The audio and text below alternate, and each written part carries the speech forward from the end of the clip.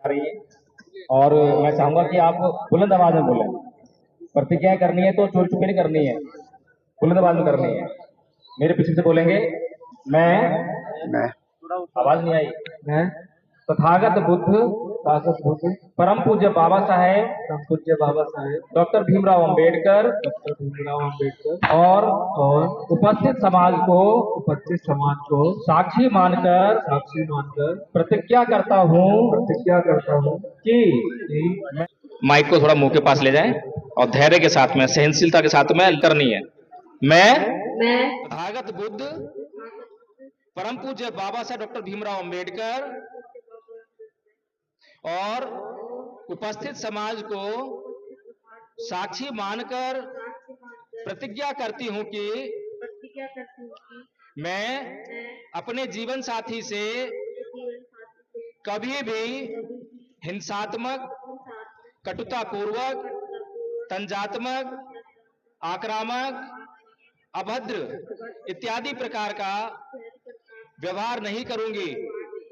मैं अपने जीवन साथी का पूरा मान सम्मान करूंगी और दूसरों से भी करवाऊंगी और मैं अपने जीवन साथी का अपमान कभी नहीं होने दूंगी। मैं अपने जीवन साथी के जीवन की सभी आवश्यकताओं को सामर्थ्य के अनुसार पूरा करूंगी। मैं अपने जीवन साथी के परिवार व रिश्तेदारों का ठीक उसी तरह सम्मान करूंगी जिस तरह से मैं अपने परिवार व रिश्तेदारों का सम्मान अपने जीवन साथी से चाहती हूं।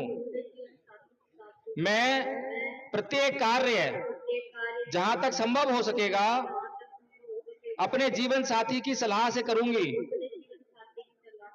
मैं अपने जीवन साथी से अपनी आय और आय के साधन जब तक कि कोई उचित कारण मौजूद ना हो कभी नहीं छुपाऊंगी। मेरे द्वारा अर्जित संपत्ति एवं धन को जीवन के सम्यक निर्वहन के लिए अपने जीवन साथी की सलाह से खर्च करूंगी।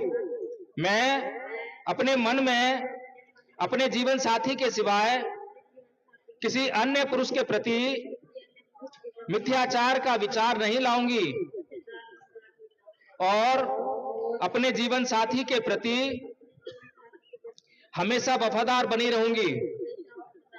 मैं कभी भी अपने जीवन साथी से जब तक कि उचित कारण मौजूद ना हो कुछ भी नहीं छुपाऊंगी और मैं अपने जीवन साथी से कभी झूठ नहीं बोलूंगी।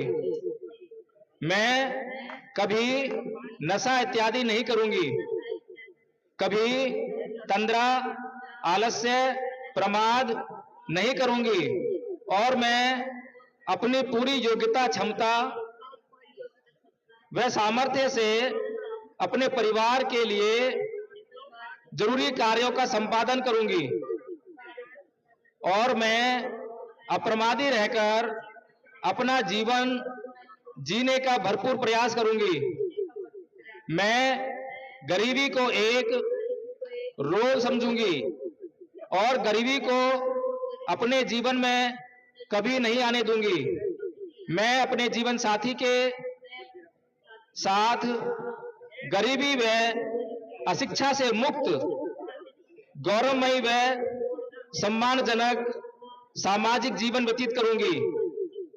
मैं अपने जीवन साथी को अपनी अपेक्षाओं के बोझ से नहीं दबने दूंगी। मैं अपने जीवन साथी के साथ हमेशा क्षमाशील बनी रहूंगी। मैं अपने जीवन साथी के साथ हमेशा सहनशील बनी रहूंगी। मैं अपने जीवन साथी के साथ हमेशा मैत्रीपूर्ण व्यवहार करूंगी। मैं अपने जीवन साथी के साथ हमेशा करुणामयी व्यवहार करूंगी। मैं अपने जीवन साथी के साथ हमेशा प्रसन्न होंगी। मैं अपने जीवन साथी को कभी भी संकट की घड़ी में अकेला नहीं छोड़ूंगी। मैं अपने जीवन साथी को सदैव दान पारमिता का अभ्यास करने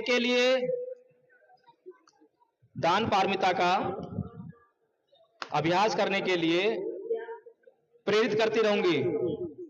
मैं बुद्ध के धम्म के मूल तत्वों को अपने जीवन में धारण करते हुए जीवन यापन करूंगी और मैं अपने परिवार को भी हमेशा बौद्ध धम्म के आदर्शों पर आरूढ़ करूंगी। मैं बाबा साहेब की 22 प्रतिज्ञाओं का पूरा सम्मान करूंगी। मैं बाबा साहेब के आदर्श को पूरा करने का हर संभव प्रयास करूंगी। मैं दूसरी बार और तीसरी बार भी यही प्रतिज्ञाएं करती हूं और वचन देती हूं कि जीवन भर इन प्रतिज्ञाओं का पालन करूंगी। मैं पुनः भगवान बुद्ध और बाबा साहेब में पूर्ण श्रद्धा और विश्वास रखते हुए उपस्थित समाज को साक्षी मानकर वचन देती हूं कि जो प्रतिज्ञाएं मैंने की हैं उनका जीवन भर पालन करूंगी। साधु साधु साधु।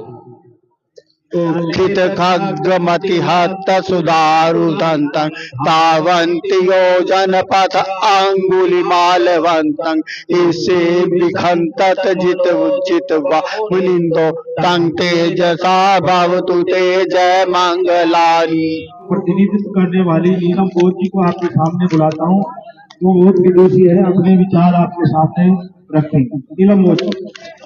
चलिए, बहुत बहुत साधुवाद आप सभी का और आप सभी को मेरा क्रांतिकारी जय भीम, नमो बुद्धाय। और आज जो यहाँ पर विवाह संपन्न हुआ है, दोनों दंपत्ति को मैं बहुत बहुत मंगल कामनाएं देती हूँ उनके उज्जवल भविष्य के लिए। और जिस तरह से उन्होंने जो 22 प्रतिज्ञाएं ली हैं उनको अपने जीवन में पूरी निष्ठा ईमानदारी से मनोसात करें और अपने जीवन को बड़े सरल तरीके से अपने माता पिता का मान सम्मान करते हुए, परिवार का मान सम्मान करते हुए और अपने महान पुरुषों की विचारधारा का मान सम्मान करते हुए हमेशा उनका सत्कार करें। मैं आपको बस इतना ही कहना चाहूंगी कि आज जो ये विवाह हुआ है इस गांव के लिए बहुत बड़ा उदाहरण है और इनसे भी मैं उम्मीद करती हूँ, दोनों युवा साथियों से, कि आज जो विवाह आपका हुआ, आपने जो 22 प्रतिज्ञाएं ली है, इन 22 प्रतिज्ञाओं को आप सही साबित कर देना। कभी कल को कोई ये कहने वाला ना आए कि देखिए बौद्ध धर्म से विवाह हुआ था तो लड़ाई झगड़े हो रहे हैं।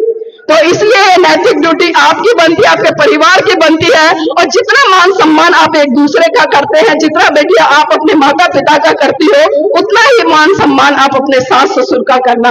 इनको पिता और माँ की तरह देखना, कभी ये फील मत कराना कि मैं आपकी बहू हूँ। और आपसे भी आग्रह करूंगी, आप कभी भी इनको फील मत कराना कि ये हमारी बहू है।